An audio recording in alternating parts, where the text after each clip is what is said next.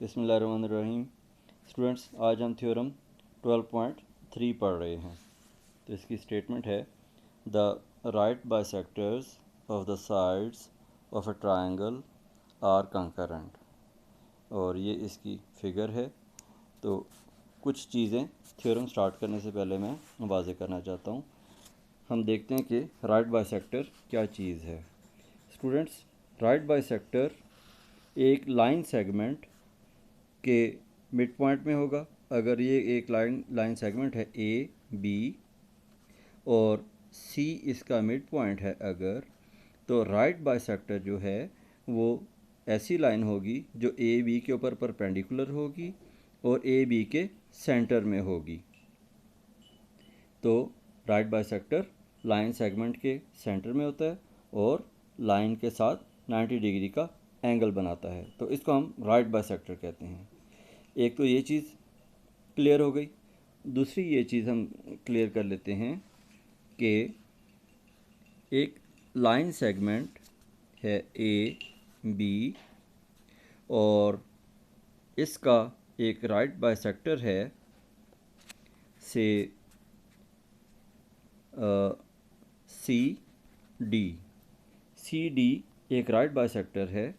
तो right bisector के ऊपर वाक़या कोई भी पॉइंट से पॉइंट पी, इसका फासला लाइन सेगमेंट के एंड पॉइंट्स ए और बी से बराबर होगा।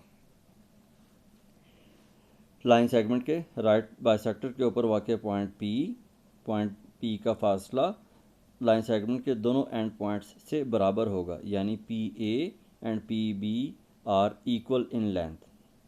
और इसका उलट ये है कि अगर ऐसी फिगर हो कि एक लाइन सेगमेंट है और एक पॉइंट, इस लाइन सेगमेंट के ऊपर एक पॉइंट है ऐसे कि उस पॉइंट का फासला दोनों एंड पॉइंट्स से अगर बराबर है, तो यकीनन वो पॉइंट पी जो है वो उस लाइन के राइट बाइसेक्टर के ऊपर वाक़या होगा। यानी ये दोनों थ्योरम मैंने बोले, थ्योरम और उसका कन्वर्स, ये हमने इस पर बात की। चलिए अब हम थ्योरम देखते हैं। थ्योरम 12.3 की statement, the right bisectors of the sides of a triangle. अब ये एक ट्रायंगल दी हुई है, ए बी सी एक ट्रायंगल दी हुई है और इसमें चूँकि ट्रायंगल में 3 साइड्स होती हैं और हर साइड का एक राइट बाइसेक्टर होगा। तो साइड का राइट बाइसेक्टर जो है ट्रायंगल के, वो साइड बाइसेक्टर कहलाएगा। तो ए बी का राइट बाइसेक्टर, बी सी का राइट बाइसेक्टर और सी ए का राइट बाइसेक्टर, इसे हम साइड बाइसेक्टर भी कह सकते हैं। तो थ्योरम की स्टेटमेंट का मतलब ये है कि किसी भी ट्रायंगल के तीनों जो राइट बाइसेक्टर हैं वो कंकरेंट होंगे, यानी एक ही पॉइंट से गुजरेंगे। एक ही पॉइंट से गुजरने वाली लाइंस को हम कंकरेंट कहते हैं। इसमें इस थ्योरम में दिया हुआ ये है कि एक ट्रायंगल ए बी सी दी हुई है। Only a triangle A B C is given is a triangle A B C is given and we have to prove that. जो स्टेटमेंट है वही इसका आप टू प्रूव में लिख सकते हैं। इसका जो टू प्रूव है, हमने जो प्रूव करना है, वो जो स्टेटमेंट जो लिखी हुई है वही हम इसके टू प्रूव में भी लिख सकते हैं। और आप इसको जुमले को चेंज करके यूँ भी लिख सकते हैं टू प्रूव में, the right bisectors of A B C and C A are concurrent. यानी right bisectors of A B is this and right bisector of B C is this and right bisector of C A, all these are concurrent, are passing through same point, से O। Construction ये करें कि दो right bisectors ए B और B सी side के दो right bisector draw कर लें। ए बी और बी सी के दो राइट बाइसेक्टर ड्रॉ कर लें। ये ए बी का राइट बाइसेक्टर है और ये बी सी का राइट बाइसेक्टर है। जो दोनों राइट बाइसेक्टर एक दूसरे को पॉइंट ओ पर मिलेंगे। अब पॉइंट ओ को ए से भी मिला दें, पॉइंट ओ को बी से भी मिला दें और पॉइंट ओ को सी से भी मिला दें। तो ये हो गई कंस्ट्रक्शन। चलिए हम इसको बुक में भी पढ़ लेते हैं। Construction, draw the right bisectors of A B and B C which meet each other at the point O join O to A B and C. ये कंस्ट्रक्शन हो गई, यानी जिसका मतलब ये है कि साइड ए बी और बी सी के दो राइट बाइसेक्टर ड्रॉ कर लें जो एक दूसरे को पॉइंट ओ पर मिलें और ओ को पॉइंट या वर्टेक्स ए बी और सी से मिला दें। चलिए अब हम इसका प्रूफ स्टार्ट करते हैं। पहले हम फिगर से हम देख लेते हैं। डियर स्टूडेंट्स, हम देखते हैं ए बी साइड का राइट बाइसेक्टर देखें, इसके ऊपर एक पॉइंट ओ है। पॉइंट ओ चूँकि ए बी के राइट बाइसेक्टर के ऊपर वाक़ है, इसलिए ओ का फासला ए से और बी से बराबर होगा, यानी ओ ए और ओ बी बराबर होंगे। अब इसी तरह पॉइंट ओ जो है वो बी सी के राइट बाइसेक्टर के ऊपर वाक़ है, इसका मतलब है कि ओ का फासला बी से और सी से बराबर होगा, यानी ओ बी और ओ सी बराबर होंगे।